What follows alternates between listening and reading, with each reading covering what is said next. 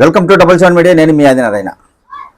కూటమి ప్రభుత్వంలోనే ఉంటూ జనసేన పార్టీ అధ్యక్షుడు ప్రస్తుత డిప్యూటీ సీఎం పవన్ కళ్యాణ్ గారు ఆయన పార్టీ బలోపేతం చేసుకోవడానికి అడుగులు ముందుకు వేస్తున్నాడా అంటే ప్రస్తుతం జరుగుతున్న రాజకీయ పరిణామాలను బట్టి చూస్తుంటే అవుననే అనిపిస్తుంది. ప్రస్తుతం Telugu Desam party, Janasena party, BJP మూడు కూటమి ప్రభుత్వంగా ఏర్పడ్డాయి. 2024 ఎన్నికల్లో కూటమి ప్రభుత్వం ఊహించని విధంగా విజయం సాధించింది. తెలుగుదేశం పార్టీ అధినేత ముఖ్యమంత్రి నారా చంద్రబాబు నాయుడు గారు తెలుగుదేశం పార్టీలోకి ఎవరిని ఆహ్వానించకండి అంటూ ఆయా నియోజకవర్గాల నాయకులకు పిలుపునిచ్చారు. ప్రస్తుతం అయితే వైఎస్ఆర్ కాంగ్రెస్ పార్టీ నుంచి చాలామంది నేతలు ఆ పార్టీని వీడిపోవడానికి సిద్ధంగా ఉన్నారు. అలాంటి వారందరూ జనసేన పార్టీని ఆశ్రయిస్తున్నారు. ముందుగా వైఎస్ఆర్ కాంగ్రెస్ పార్టీ నుంచి మాజీ మంత్రి జగన్మోహన్ రెడ్డికి అత్యంత ఆప్తుడు బాలినేని శ్రీనివాసులరెడ్డి వైఎస్ఆర్ కాంగ్రెస్ పార్టీని వీడి జనసేన పార్టీలో చేరడం జరిగింది. ఆయన జనసేన పార్టీలో చేరడం వలన ఆ పార్టీకి కొంతవరకు లాభం ఉంటుంది. ఆయన ఎప్పటి నుంచో రాజకీయాల్లో ఉన్నారు.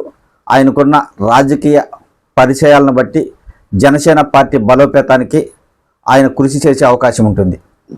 ప్రస్తుతం అయితే వైఎస్ఆర్ కాంగ్రెస్ పార్టీ నుంచి మరో ఎమ్మెల్సీ పార్టీని వీడబోతున్నట్లు ఆ పార్టీ సభ్యత్వానికి కూడా రాజీనామా చేశారు.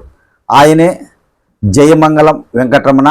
ప్రస్తుతం వైఎస్ఆర్ కాంగ్రెస్ పార్టీ తరఫున ఎమ్మెల్సీగా ఉన్నారు.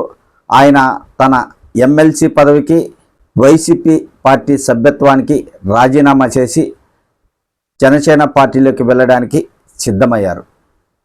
అంటే వైఎస్ఆర్ కాంగ్రెస్ పార్టీ నుంచి ఎక్కువ మంది తెలుగుదేశం పార్టీలోకి వెళ్ళడం లేదు, ఎక్కువగా జనసేన పార్టీలోకి వెళ్ళడానికే మొగ్గు చూపుతున్నారు. అంటే రాబోయే రోజుల్లో తెలుగుదేశం కంటే జనసేన పార్టీ బలపడే అవకాశం ఉందనే భావన నాయకుల్లో ఉండవచ్చువేమో. జయమంగళం వెంకటరమణ తెలుగుదేశం పార్టీలో ఉండేవాడు. ఆయన 2009 ఎన్నికల్లో తెలుగుదేశం పార్టీ తరఫున ఎమ్మెల్యే అభ్యర్థిగా కూడా గెలిచారు. తర్వాత ఎన్నికల్లో ఆయనకు తెలుగుదేశం బీజేపీ పార్టీ పొత్తులో భాగంగా టికెట్ రాకపోవడంతో 2023 సంవత్సరంలో వైఎస్ఆర్ కాంగ్రెస్ పార్టీలో చేరి ఎమ్మెల్సీ అయ్యారు. అప్పటి నుంచి ఆయన వైఎస్ఆర్ కాంగ్రెస్ పార్టీలో ఉంటున్నారు. ప్రస్తుతం అయితే వైఎస్ఆర్ కాంగ్రెస్ పార్టీకి రాజీనామా చేశారు. ఒక పథకం ప్రకారం జయమంగళం వెంకటరమణను రాజీనామా చేయించి ఆ ఎమ్మెల్సీని బాలినేని శ్రీనివాసులరెడ్డికి ఇప్పించాలనే ఉద్దేశంతో జనసేన పార్టీ అధ్యక్షుడు ఉన్నట్లు సమాచారం. బాలినేని శ్రీనివాసులరెడ్డి ఎమ్మెల్సీ అయితే తర్వాత కూటమి ప్రభుత్వంలో ఆయనకు మంత్రి పదవి అడిగే అవకాశం ఉంటుంది. ఒకవేళ బాలినేని శ్రీనివాసరెడ్డి మంత్రి అయితే జనసేన పార్టీకి మంచి జరుగుతుంది అనే ఆలోచనలో అధ్యక్షుడు పవన్ కళ్యాణ్ గారు ఉన్నట్లు సమాచారం. ప్రస్తుతం రాజకీయ పరిణామాలు అలా ఉన్నాయి. అలాగనే అందరూ చర్చించుకుంటున్నారు. ఇటీవల జరిగిన అసెంబ్లీ సమావేశాల్లో కూటమి ప్రభుత్వం వచ్చి 150 రోజులు పూర్తి చేసుకున్న సందర్భంగా డిప్యూటీ సీఎం పవన్ కళ్యాణ్ గారు మాట్లాడుతూ ముఖ్యమంత్రి నారా చంద్రబాబు నాయుడు గారు మరో 10 ఏళ్ల పాటు రాష్ట్రానికి ముఖ్యమంత్రిగా ఉంటే రాష్ట్రం బాగుపడుతుంది. ఆయన ముఖ్యమంత్రిగా ఉంటే ఆయన వెంట మేముంటూ ఆయనకు అన్ని విధాల ఉపయోగపడుతూ రాష్ట్రాన్ని బాగు చేసే విధంగా ముందుకు వెళ్తామని డిప్యూటీ సీఎం పవన్ కళ్యాణ్ గారు చెప్పడం జరిగింది.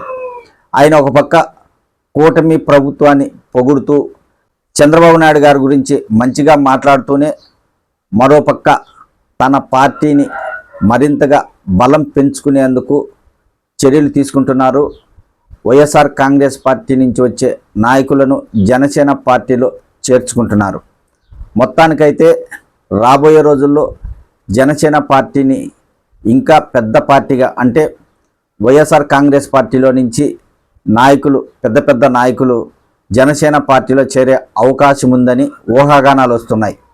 అదే కానీ నిజమైతే వైఎస్ఆర్ కాంగ్రెస్ పార్టీలో చాలామంది సీనియర్ నాయకులు ఉన్నారు, అనుభవం కలిగిన నాయకులు ఉన్నారు. ఇలాంటి వారు మాజీ మంత్రులు కావచ్చు, ఎమ్మెల్యేలు కావచ్చు, జనసేన పార్టీలో చేరితే ఖచ్చితంగా ఆ పార్టీ అనుకున్నంతగా బలపడే అవకాశం ఉంటుంది. రాబోయే ఎన్నికల్లో కావచ్చు, తర్వాత కావచ్చు, ఎప్పుడైనా జనసేన పార్టీ సొంతంగా పోటీ చేసే అవకాశం ఉంటుంది. అప్పుడు జనసేన పార్టీ అధ్యక్షుడు పవన్ కళ్యాణ్ గారు కూడా ముఖ్యమంత్రి అయ్యే అవకాశం ఉంటుంది. జనసేన పార్టీ అధ్యక్షుడు పవన్ కళ్యాణ్ గారు కూటమి ప్రభుత్వంలోనే ఉంటూ తన పార్టీని బలం పెంచుకునేందుకు ముందుకు సాగుతున్నారనే చర్చ మాత్రం జరుగుతుంది.